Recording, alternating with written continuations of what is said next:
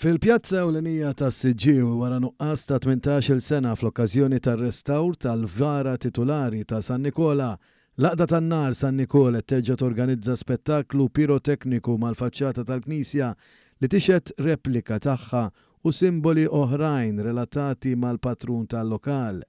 Din l-esebizzjoni bil-lob tan-nar ġiet maħduma u maħruqa l-ewwel darba fis-sena 1985 u mbagħad reġgħet saret 3 darbiet oħra wara.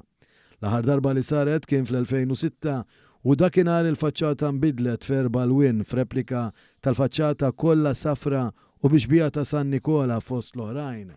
Din l-opra unika tagħmel użu minn tip ta' gas dak magħruf bħala tat-tifi u għal din l-okkażjoni mal-faċċata tal-Knisja se jintużaw madwar 16,000 gas tad-dawl u li bejn wieħed u ieħor idumu jaqbdu 2 minuti.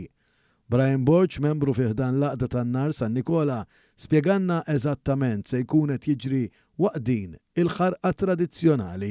Mela, barra n-nar tal-art li ħajkonna gran final ħatkun dil-istruttura ta' warajja li fija uniku f'Malta u għal-gas tat-tifi illi bih nkunu nistgħu noħorġu 4 stampi li ħajkunu l-arma tal-Għaqda tan-Nar, l-arma tas-Siġġiewi, San Nikola u l-faċċata tal-Knisja.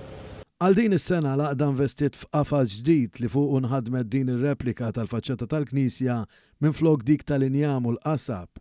Il-President tal-Għaqda tan-Nar, Lenard Kembri, tkellem dwar id-differenza li jara llum il-ġurnata fil-qasam pirotekniku meta mqabbel ma' dak ta' dari.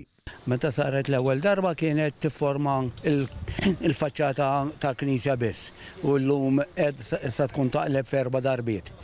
U bħala lob tan-nar in ġenerali, illum qed jsir ħafna xogħol mekkanizzat li dak iż-żmien ma kienx hawn apparat biex tista' taħdmu biex jsir dan ix-xogħol kollu. Min barra din l-opra fil-piroteknika, is-sibt fil-għaxija fis-Siġġiewi se jkun hemm ħarqa tradizzjonali u innovattiva li tibda mid-9:30 il quddiem bin-nar tal-ajru u wara l-ħarqa tan-nar tal-art artistiku u mekkanizzat.